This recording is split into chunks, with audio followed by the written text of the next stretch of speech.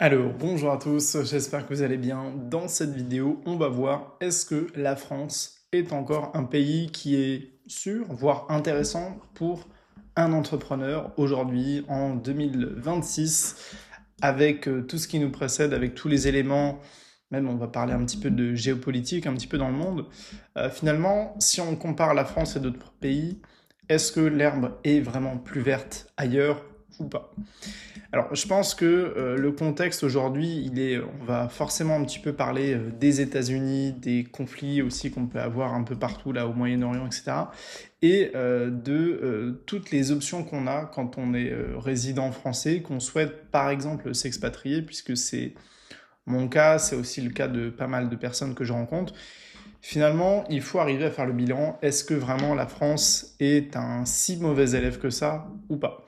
Bon, vous l'avez compris, pour moi, c'est quand même, j'essaye un maximum d'être positif, de voir en fait tous les bons côtés qu'il y a à rester en France, pour vous encourager en fait vous aussi à le faire et tout simplement en fait à trouver le bon équilibre.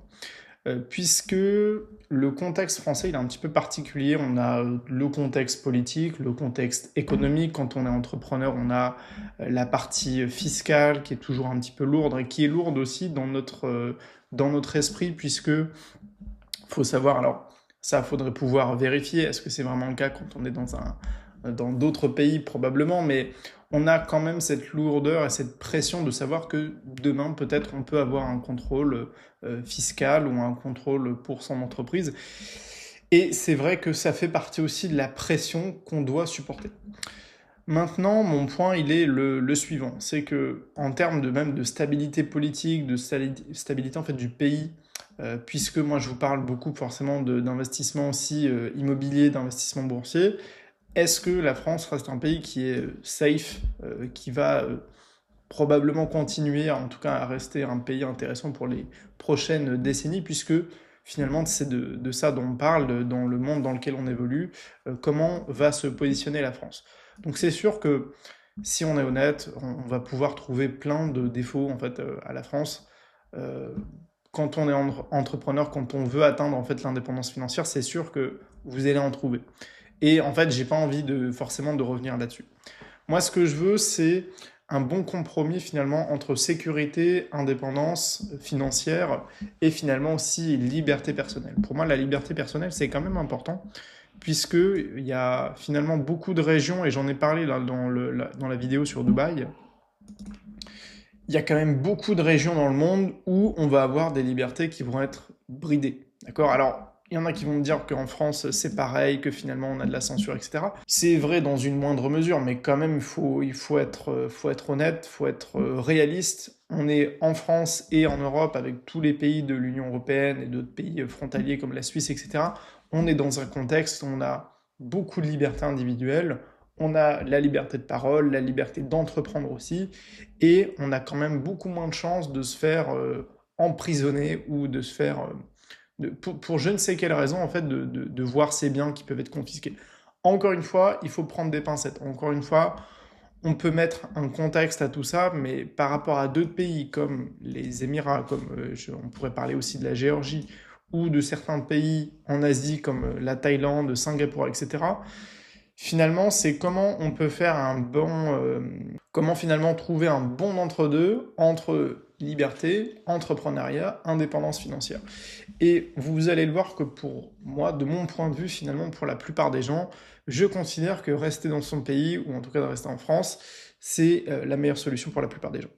Alors, il y a évidemment plein de choses à prendre en compte. Moi-même, j'ai très longtemps en fait envisagé finalement l'expatriation. Et en fait, mon ressenti après toutes ces années, c'est que pour l'instant, avec ma situation, avec mes projets professionnels et mes objectifs aussi financiers, le plus intéressant, c'était de rester en France. Et je vais vous expliquer en fait pourquoi.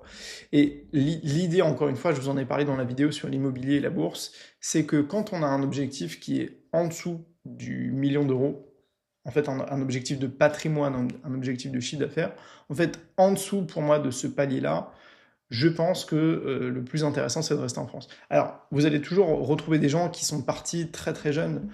J'en connais qui sont partis, genre ils avaient 21 ans, d'autres 23, enfin 25.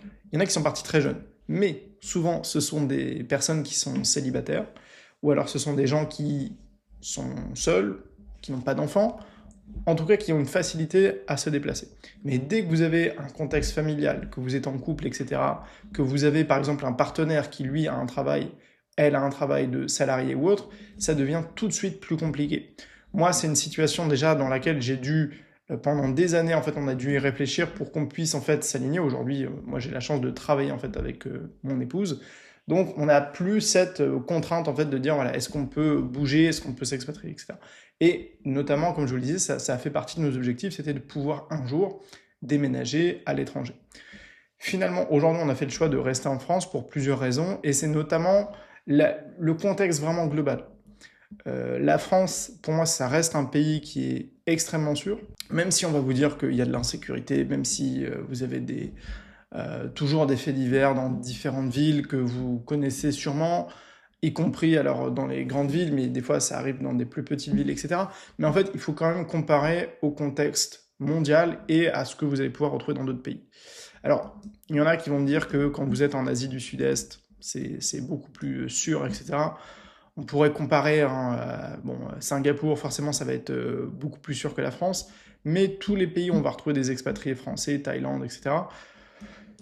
Je dis pas que la Thaïlande c'est moins sûr, etc., mais quand même, on est quasiment soit ex aequo, soit on est. Enfin, je veux dire, il faut juste reprendre un peu de recul et se rendre compte que tout simplement, en France, on reste un pays qui est sûr. Le deuxième point, c'est la partie économique. La partie contexte, on va dire politique, économique. Bon, je ne vais pas faire de grands discours sur l'avenir de la France, etc. Je pense qu'on n'est pas un pays qui va connaître une croissance extraordinaire. J'espère juste qu'on n'est pas un pays qui va faire faillite dans les prochaines années, mais je pense que quand même ça a assez peu de chances d'arriver. Pourquoi? Parce qu'on a aussi la chance, nous, d'être dans le contexte européen. Alors même si beaucoup de personnes critiquent l'Europe, on n'est pas tout seul, on n'est pas isolé, il y a une banque centrale qui est européenne. Donc les chances en fait que la France fasse faillite et vraiment soit dans une crise économique majeure, seule, il y a assez peu de chances. Après, voilà, on l'a vu avec le contexte, par exemple, des retraites, etc. Il y a beaucoup de sujets qui, en France, vont être compliqués pour les prochaines années. Et ça, il faut en avoir conscience. Maintenant, moi, ma stratégie, finalement, c'est de dire, je reste en France, mais je peux aussi développer des actifs, soit à l'étranger, soit qui sont détachés, par exemple, de la nature de la France. Par exemple, les actifs boursiers, c'est là où ils sont très importants, très intéressants, c'est que si vous passez par Interactive Broker, par exemple, qui est un courtier américain, vous détenez des titres et dans une entreprise qui est basée aux États-Unis. Donc, oui, au début, vous êtes résident fiscal français, mais si demain, en fait, vous vous expatriez, eh bien, vous conservez votre compte sur Interactive Broker. Donc ça, il y a des stratégies qui vous permettent de ne pas mettre tous vos œufs, en fait, dans le même panier. Pour la partie immobilière, comme je l'ai dit, moi, je compte, en fait, investir dans l'immobilier en France. J'avais déjà investi il y a quelques années. Voilà, maintenant, j'ai pris la décision de revenir dessus.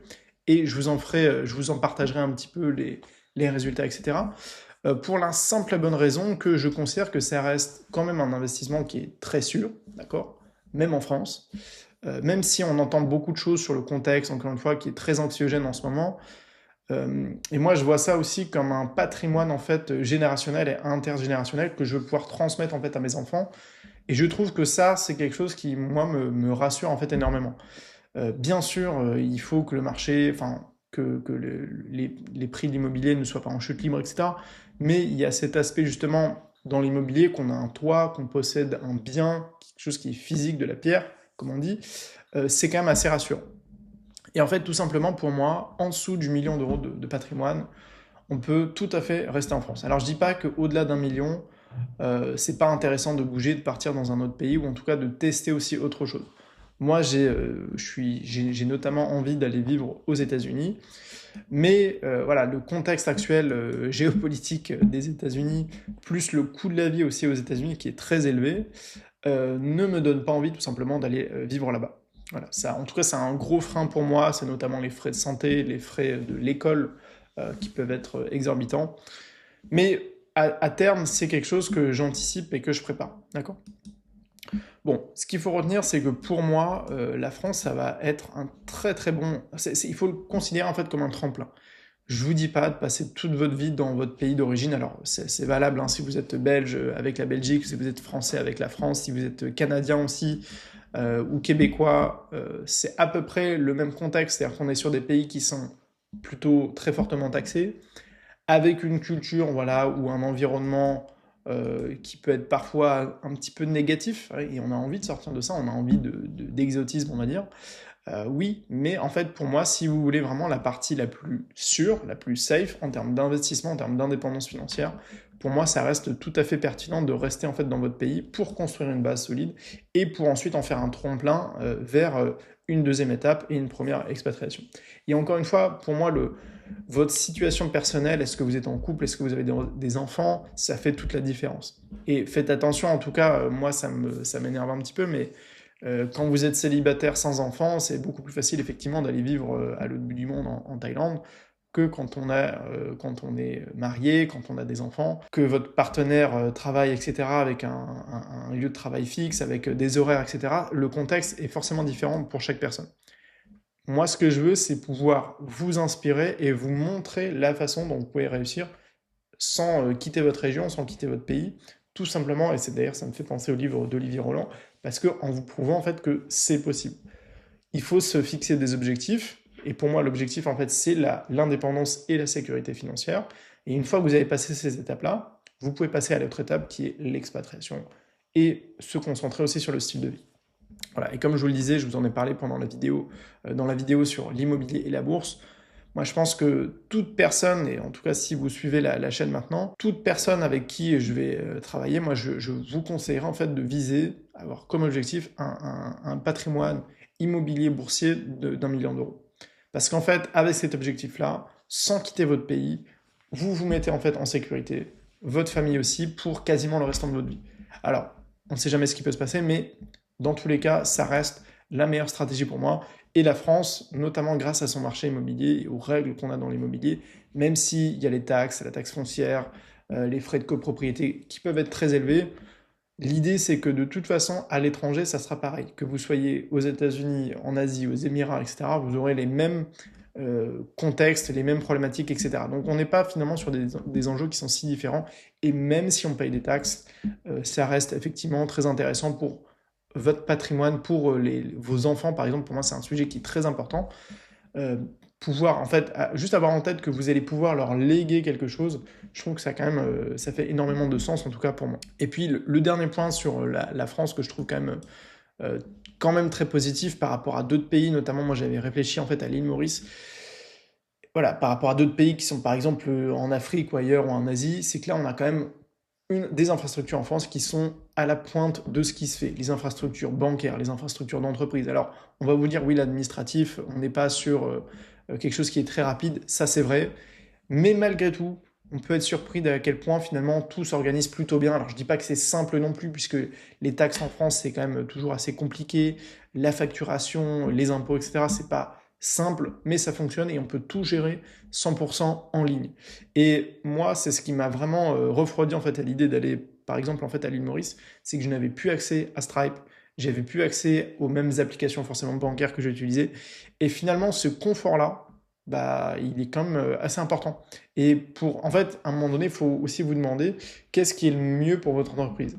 Et c'est vrai que quand on a, comme dans mon cas, tous ces clients ou 80% de ces clients qui sont en France, ça reste quand même pour moi assez pertinent de rester dans son pays d'origine et proche aussi de ses clients pour pouvoir éventuellement aller les rencontrer, etc. Mais c'est vraiment les infrastructures aussi du pays que je trouve quand même de très grande qualité par rapport à d'autres pays qui sont des pays en cours de développement, hein, en Asie, en Afrique ou autre, ou en Amérique latine, où vous n'aurez pas les mêmes infrastructures bancaires, les mêmes infrastructures technologiques aussi.